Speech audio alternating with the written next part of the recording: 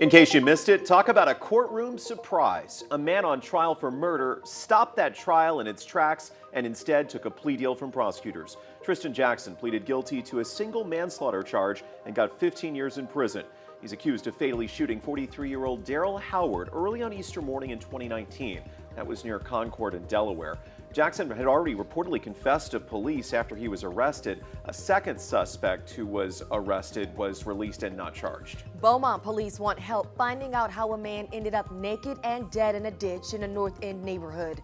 Someone spotted him early this morning on Fairfield near Broad Oak and called police. Police say the victim was an older black man.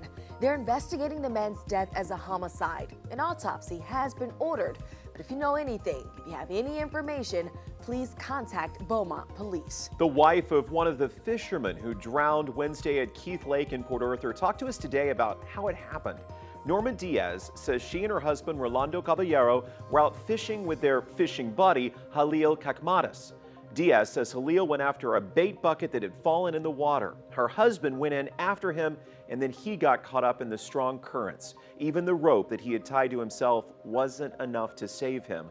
Both men never resurfaced. As the temperatures heat up next week, ERCOT says folks on their grid should be able to keep cool with no worries. The council assured customers that it expects to have a sufficient amount of generation to serve all Texans. In other words, power outages aren't likely. A reminder, Southeast Texas is on MISO, a different grid than most of the state.